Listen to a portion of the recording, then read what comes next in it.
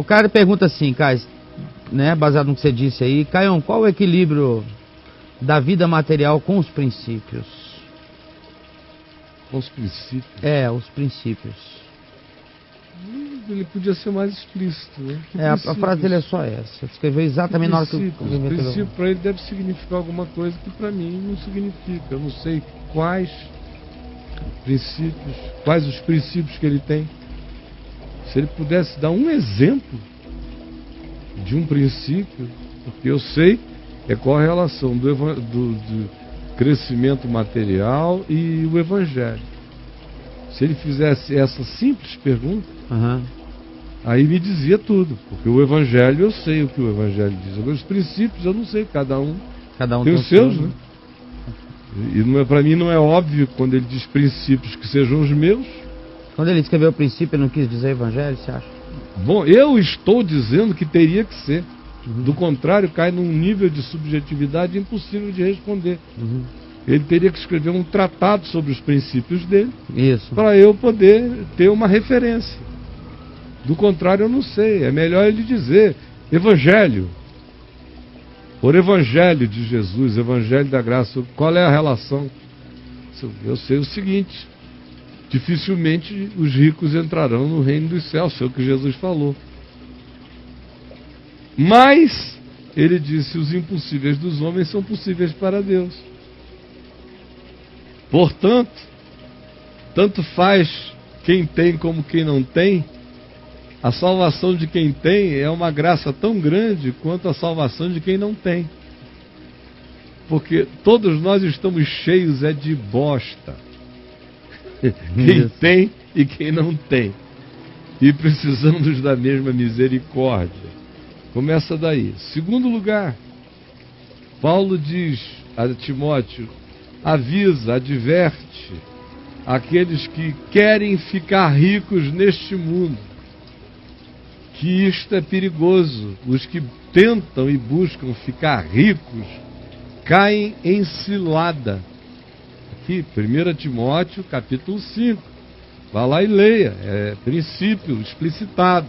Eu não tenho que criar nada, está dito. Quando a coisa é evangelho, já está tudo dito. Ninguém tem que inventar e nem filosofar a respeito de coisa alguma. Os que buscam e querem ficar ricos caem em ciladas, porque o amor ao dinheiro é a raiz de todos os males. Então, o cara que se apaixona pela ideia de enriquecer e mede o sucesso da vida por dinheiro e por poder, já está corrompido de saída. Já é um ser sem evangelho.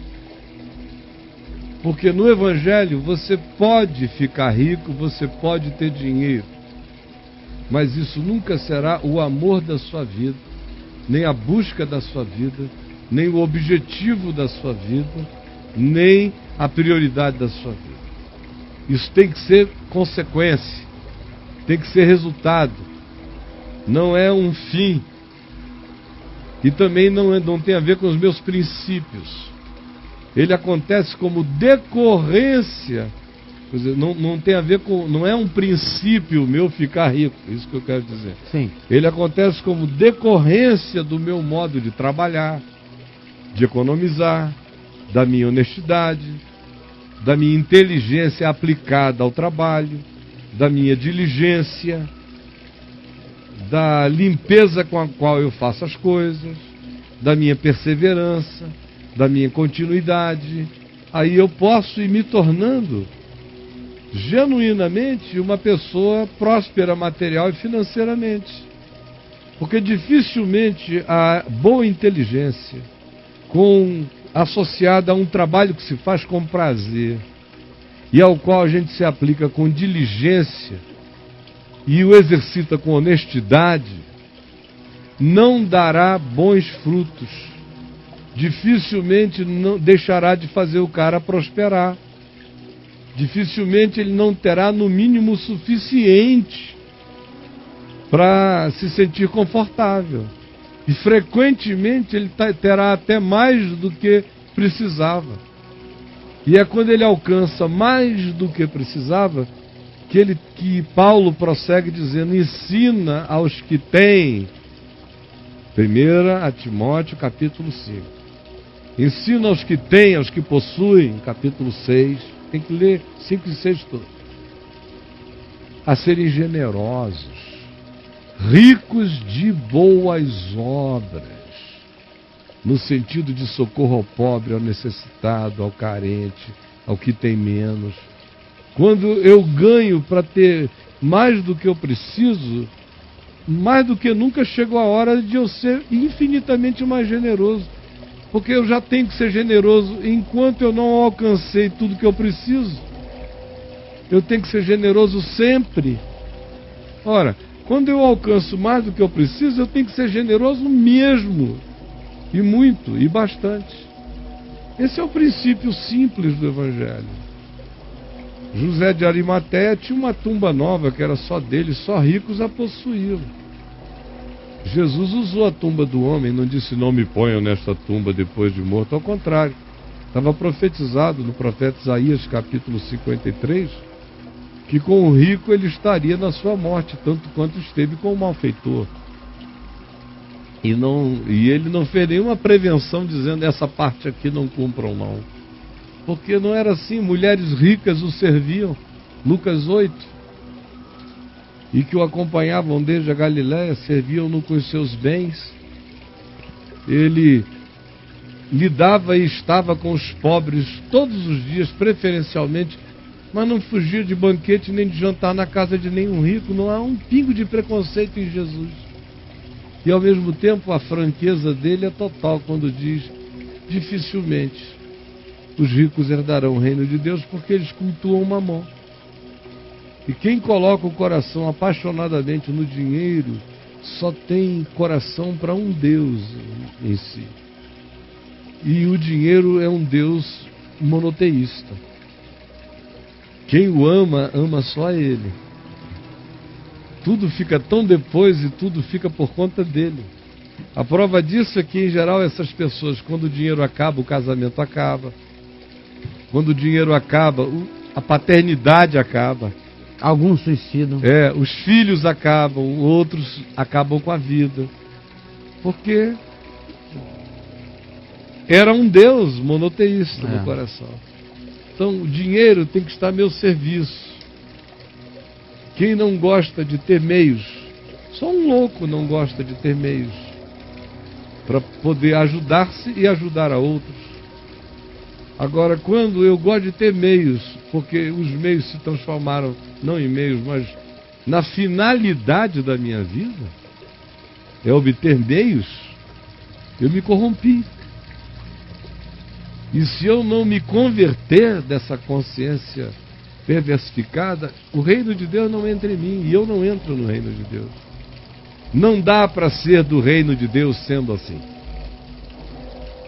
Isso não tem nada a ver com riqueza, tem a ver com avareza, com falta de generosidade e com o culto ao dinheiro. Essa é a grande miséria em relação à qual Jesus diz: quem for assim não entra no reino, porque o reino não entrou nele.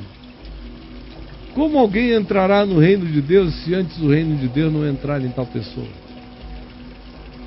Só entra no reino de Deus aquele em quem o reino de Deus entrou, e tem que entrar hoje. Quando o reino de Deus entra em mim, dinheiro deixa de ser rei em mim, deixa de ser rainha em mim, deixa de ser bispo em mim, vira peão na minha escala de significados. A vida humana passa a ter todo valor, a natureza passa a ter mais valor, tempo, momentos, segundos, relacionamentos passam a ter mais valor, tudo ganha mais valor. Bem-aventurado aquele que consegue ganhar dinheiro sem cultuá-lo. Bem-aventurado é aquele que consegue ficar rico para enriquecer a muitos e para beneficiar ao máximo possível de pessoas. Bendito seja esse. Esse é senhor do dinheiro, e o dinheiro não é senhor desse. Mas se for diferente, está destruído. Se for com a filosofia do Edir Macedo, está no inferno. Você conhece gente assim, Caio? Muito. que o dinheiro não é rei dele? E ele tem grana? Conheço alguns poucos, mas eu conheço. O cara tem grana e é um cara bacana, assim. Tenho amigos queridos que puseram dinheiro num lugar secundário. Ganharam, sabem ganhar. Às vezes o cara, sem buscar, descobre um nicho. Assim, ó. Sem buscar, não era a avidez da vida dele. Ele estava até sonhando com bem menos. Aconteceu um negócio. Ele só queria ter o suficiente para se manter, ter mulher, filhos, todo mundo tranquilo, cumprindo aquilo que Paulo diz, tendo com que comer e beber, tá tudo bem, e vestir, vivamos contentemente e alegremente. Esse é o ideal médio da felicidade humana, que Paulo estabelece. Eles só queriam isso. Aí o cara descobre um nicho. Descobre que essa máquina aqui está em falta no mercado, mas está sobrando na Guiné-Bissau.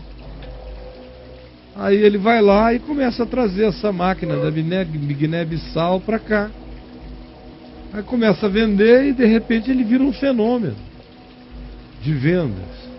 Como foi o primeiro a entrar no mercado e era inteligente, diligente, trabalhador e operoso, cercou suficientemente bem o seu negócio que não parou mais de prosperar. E aí ele resolveu fazer um investimento numa outra área e numa outra também, que eram seguras, tranquilas, não deu passos maiores do que as pernas, não ficou querendo ficar rico do dia para a noite, porque esse nunca foi o objetivo. Ele só está sendo inteligente na aplicação do que tem como oportunidade, sábio e diligente, está prosperando. Quanto mais prospera, mais os outros prosperam com ele. O pai prospera financeiramente com ele, a mãe. O irmão passa a estudar numa escola melhor, a irmã recebe uma força para fazer um mestrado que ela não podia fora, porque o mano aqui banca. Ele começa a ajudar as pessoas à sua volta, ver meios de oportunizar, fazer pessoas melhorarem a sua condição de vida, o seu nível de emprego. Em geral, são pessoas que começam a humanizar o ambiente de trabalho. O empresariado deles é de um empreendedorismo humano e socialmente integrativo, melhorando a vida de muita gente. Gente assim é gente linda, gente do bem. Eu conheço alguns assim. São raros, mas eu conheço. Existe. Tive muita gente no curso da vida com esse coração que me ajudou desse modo, financeiramente. Os maiores ajudadores financeiros que eu tive na minha vida eram pessoas que tinham esse coração. E hoje, alguns que me ajudam ainda são pessoas com muito menos recursos financeiros do que os anteriores, mas são pessoas com esse mesmo coração, com essa mesma atitude. Claro, graças a Deus, existe gente do bem, honestamente ganhando dinheiro e sendo bem sucedida, sem pisar ninguém. Claro que sim. E graças a Deus por isso. Amém.